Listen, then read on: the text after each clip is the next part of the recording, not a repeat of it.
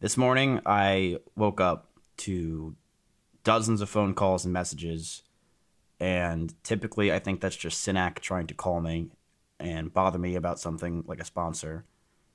But one call, I was like, it was Poke, and I I answered, and Poke was frantic on the phone.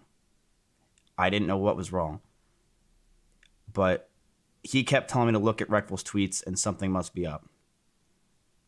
I looked at Reckful's tweets, and I called him immediately. It's the first thing I did is I called Reckful. He did not answer. He didn't respond. Slick called Reckful. He didn't respond. And with no answer, I got out of my bed with no socks, no shirt, typical Italian style, and we drove to Reckful's as fast as we could. I showed up to Reckful's, and we already had a big feeling of what happened. And I get a call from his ex-girlfriend, Blue, who on the phone is having a massive panic attack. She doesn't know how to cope with it. She was alone in Arizona, and she's by herself. She's talking to me about a world of feeling of guilt, of the world just crashing down on her, crying to me, telling me that there's nothing that she doesn't know what she could have done more. And I talked to her. I told her everything's going to be okay, and if she needs someone to talk to, please just call me. Slick and I arrive, but we arrive too late. I walk up to Reckful's place with Slick, and there are two cops standing there, and I see a body covered up with a tarp breezing in the wind, and only a few feet away are shoes that I know were Reckful's. Slick and I stopped, and we just stood there. We froze. We didn't know what to do. We were seeing someone you knew and there, just sitting there, sucked.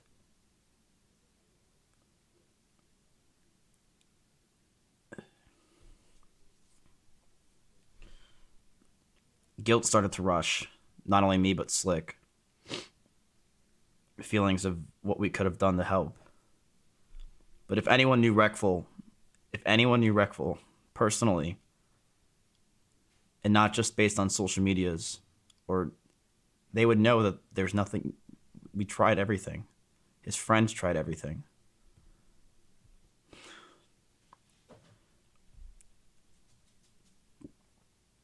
Byron was the most unique man I ever met in my life, and I would say that 100%. And one thing that I really thought of Reckful compared to others is he didn't give a fuck if you had 100,000 viewers or five. He wanted to know each person equally. He didn't judge you based on what you had. He judged you based on who you are.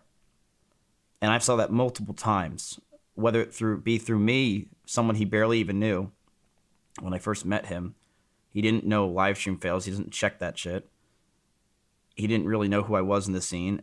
And I saw it through Slick and Synac. Usually when people meet someone like Synac, they say, oh, you're just Mizkif's assistant. Oh, you're just Mizkif's guy. And the same thing goes to Slick. Reckful didn't do that. Reckful's one of the only people I've ever saw want to know who they are personally.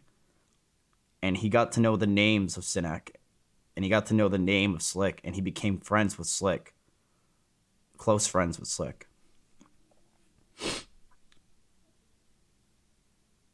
Reckful was not just a friend, though. He was a pioneer of Twitch. He was, for a lot of us, when we think of the godfathers or the real OGs of Twitch, it's Reckful. It's Reckful. He created a lot. He made so much. He pioneered the way we stream, the way we think about streaming, and how we do streaming. He pioneered in us making this a job.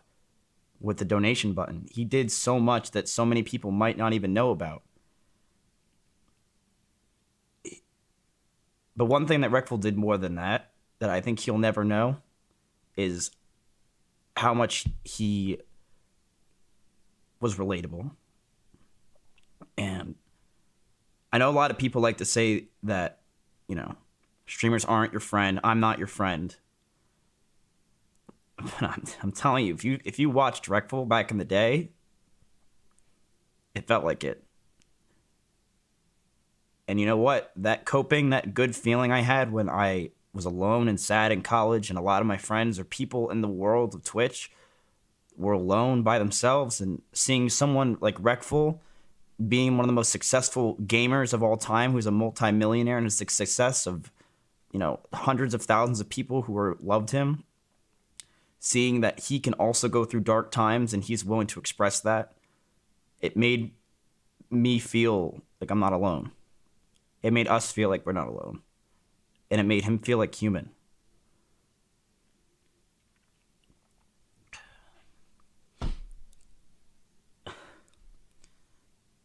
Reckful's World of Warcraft videos are some of the best videos I've ever seen on YouTube, period. And still to this day, I have chills watching them. The feeling of watching someone who's mastered that game so well was inspiring and jaw-dropping. And seeing his gaming knowledge on not just World of Warcraft, but carrying it to multiple other games like Hearthstone and TFT is mind-blowing.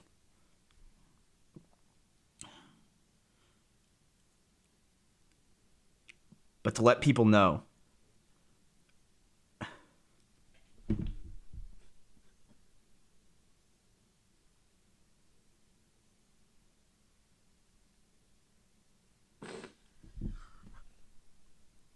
from the day I met Reckful, the first DMs, when I first met him, he was suicidal. The first thing that ever came to me when I hung out with Reckful, time I ever hung out with him, I grabbed a lot of his old stuff, and then we started to hang out from there. I think this desk is Reckful's. I don't even remember. All of Slick's clothes are Reckful's. Slick's car is Reckful's. Reckful gave us a lot when me and E-Rob first moved in. He just gave it to us. He helped out. But from the day I met Reckful, he was suicidal and depressed. Every time I would hang out with Reckful, he would talk about being stuck inside his own head and how he wished he could escape forever. We went for coffee the first time we met. And when we went for coffee, one of the first memories I have of Reckful is him telling me, "You see that bus?" And I said, "Yeah." And he said, "If I didn't have shrooms right now, I would jump in front of it. Because that's how much I hate my life." He was trapped in his own head for years. For years and for years and for years, he was trapped in his own head. And he did not know how to escape. And to those who are feeling guilty, who feel like they wish they did more, you shouldn't. Reckful had loved ones. Reckful had very close friends to him who would constantly reach out to him. But the love and support that we tried to give him over the past few years was not enough. I have not spoken to Reckful in weeks. But those who have spoken to Reckful lately and who have been with him told me that he seemed happier. But as we all know, just because Reckful feels happy, he could do a 180. And this was one of those cases.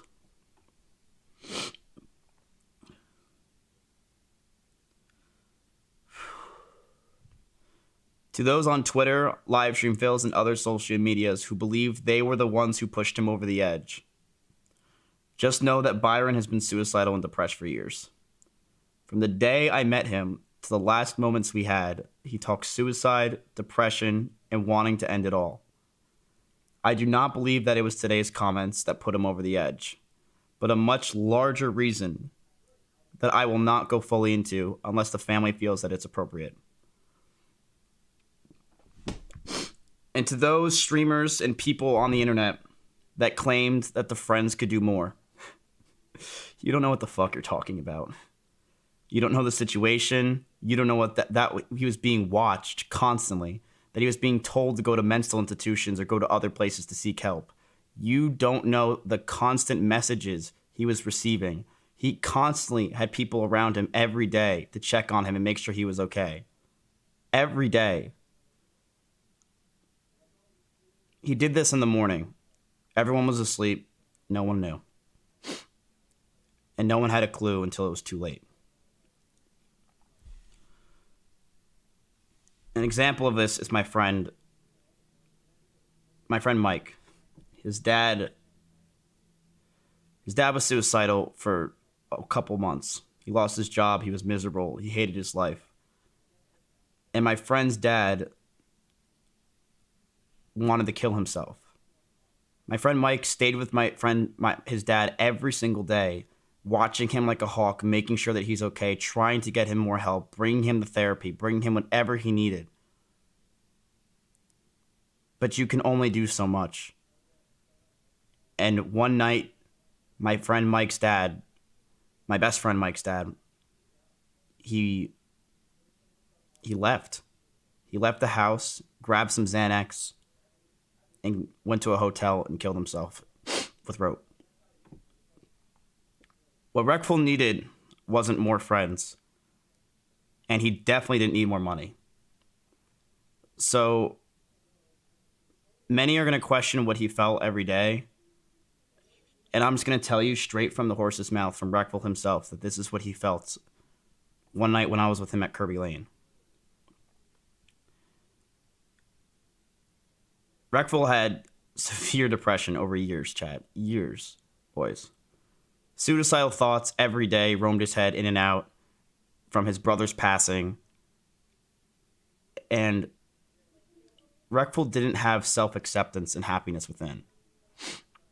And what masked the feeling of self-happiness was the happiness he received and the attention he got from Twitch and from being the best in the World of Warcraft. The best rogue ever. 3,000 rating. Those things are what made Reckful happy.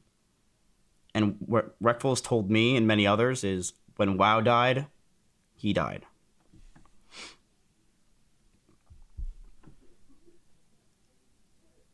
It's hard. It's hard for all of us, chat. Reckful is there for us for a lot of things. He was there for us when we were low. He was a streamer like no other. He was a very unique streamer where he showed a side of himself that was crazy, that we don't get to see in streamers. Streamers don't show themselves the way Reckful did. Reckful wanted you guys to know what was going on in his life because he cared. And he wanted other people to be able to see what he was going through. It's tough, chat. We were there for him. Friends were there for him. But nobody knew. He's been like this for years.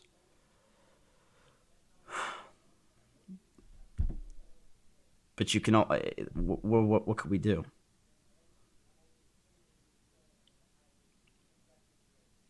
The internet sucks. There's a lot of things that suck about the internet. And I do feel that there are things that need to be done. Livestream fails and other communities shitting on him and shitting on others is disgusting. Things like this can happen. And pushing away others, whether if you did it, people like Greek, people like Ice. Ice does not deserve even a crumb of what he gets. Alinity, all these streamers that are pushed away for content, for entertainment.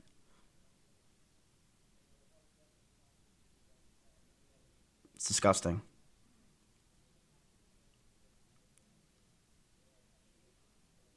I will always miss Reckful. I will always miss him. And to those, it's crazy, chat. I was in his apartment today. And walking around there after the cops were there, just seeing it, it's like we were sitting there waiting for him to come home. As if nothing was wrong. We were just sitting there. His bed was made, or his bed looked like he just got out of bed. His life looked like he was just getting ready to go outside. As far as we know, there was no note. As far as we know, there was nothing. As far as we know, it was not planned.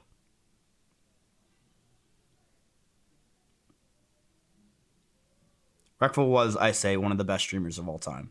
I think he's one of the best streamers of all time, and I'm not just saying that because of his death, but I do believe he was one of the greatest streamers of all time. And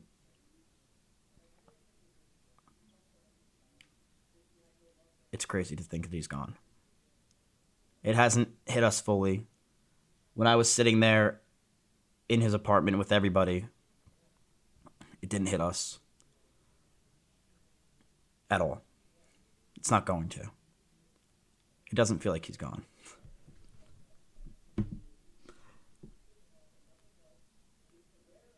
Looking over the balcony or looking over everything and just seeing everything. And just being in his room and seeing things that he loved. Just know he loved Twitch. He did love you guys. He did. You guys were there for him, and he did make you happy. And you made him happy. You did. But I don't want people...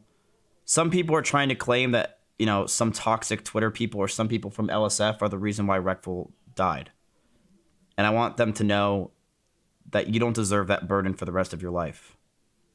That you did not help the situation, but you were not the cause of his death. You were not the cause of his death. There was a lot more in his life than just some people on the internet shitting on him. There was a lot more going on behind the scenes that everybody around him was trying to help him with.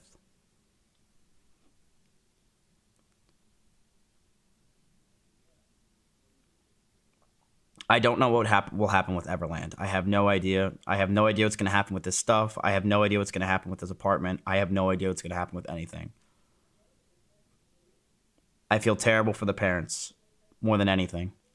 I feel terrible for his parents to not only have to deal with one loss, but two. It's terrible.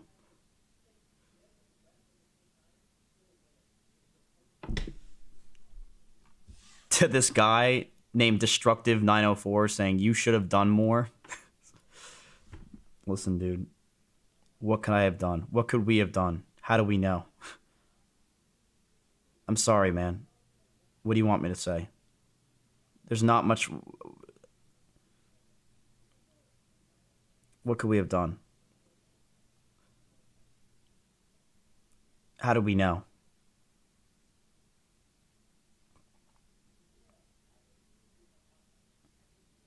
We didn't. I would have sat there days with him if I knew. If anyone knew what was going to happen, chat, we would have sat there for days, and they did. They watched him like a hawk. They were there for him constantly, watching him, making sure that he was okay. But it just takes 1 second of someone looking away for him to do something that will destroy his life. 1 second. There's nothing that could have been done. He was watched. There was almost a dozen people in his apartment and around his apartment watching him and making sure he was okay. But it just takes 1 second, 1 split second of wanting to do it. And that's what happened today.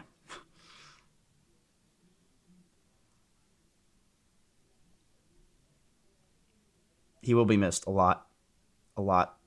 And one thing that I wish and I hope that Twitch can do is make him a global emote. Because I think that would be justified for how much he's done for the platform. I think that Twitch should do that. So he forever lives on in the platform. I think that would be fair. But that's not my say. I'm not trying to start a riot towards Twitch. I'm not trying to start a riot towards anybody, but just please, chat, understand that streamers are humans.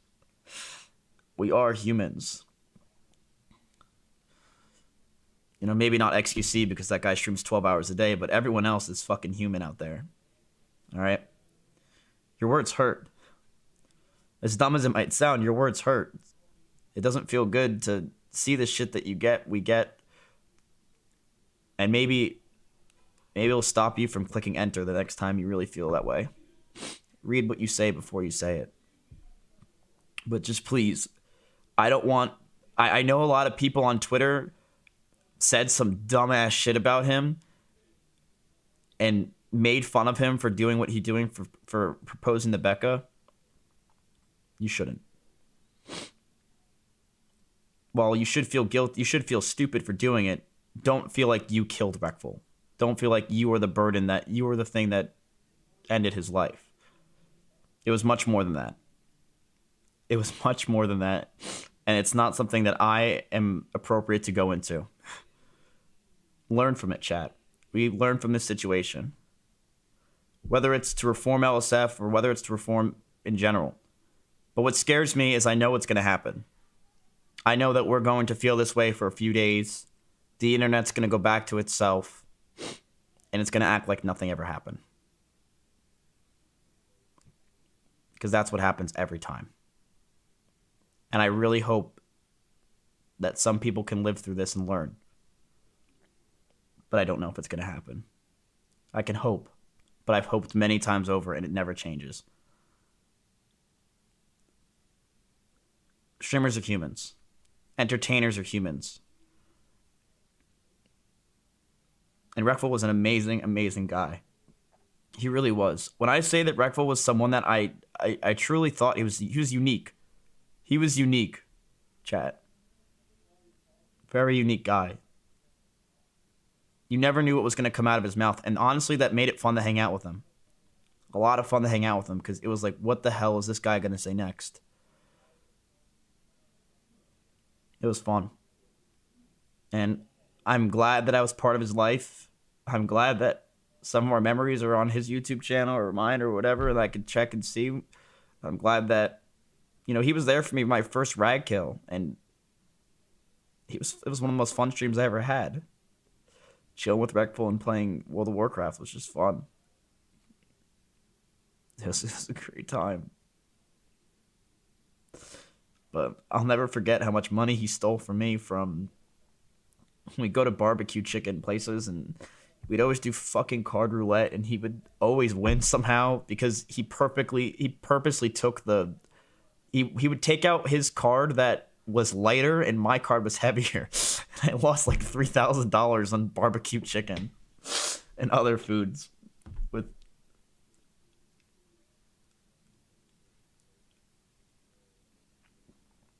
I aspire to be more like him. Where his ability to not care who you are and just hear you out. Because a lot of times I think streamers, including myself, an ego rises or a feeling of people who it doesn't like, if you don't have some kind of clout or some kind of viewership, then you're beneath. And I aspire to be more like Reckful, where he didn't care. He didn't give a shit. I mean, he talked to fucking Slick. Who the fuck would talk to Slick? Unless you're a blonde chick in the just chatting section, you don't want to talk to Slick. You know?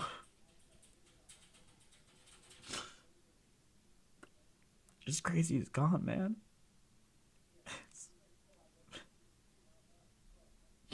It's crazy. I won't ever forget him, and I don't think the community will ever forget him. He was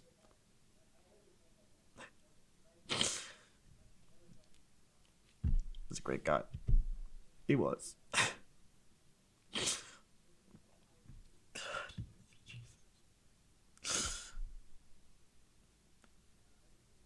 Barry and everybody are coming over. All the people that were close to him are coming here, and we're just gonna chill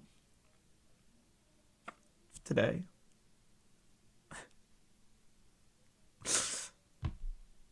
When I went there, everyone was all right.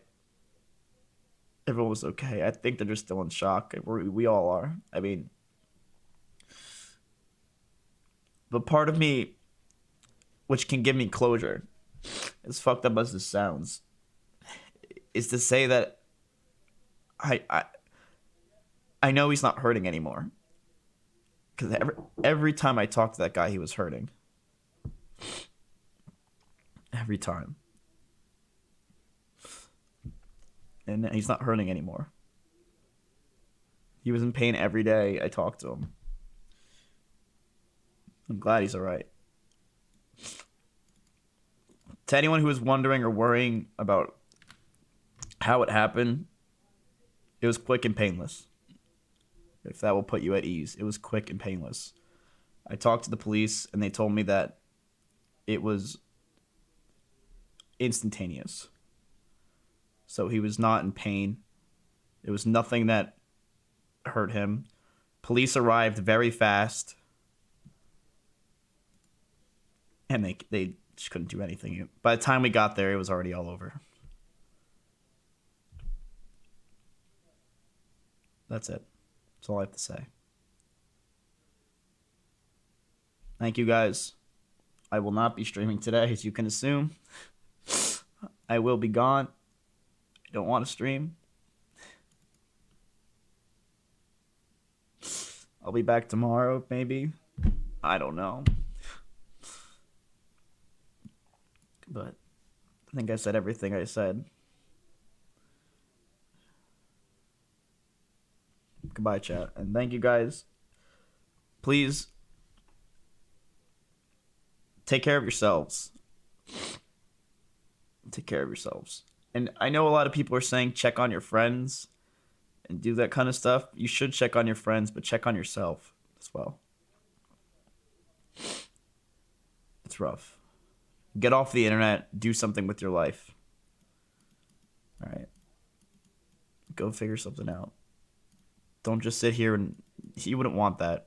He would not want you to just sit here and be sad. Go figure something out. Go do something. Go take some pictures. Go live life. All right. So I love you guys. I'll see you tomorrow. Bye, boys.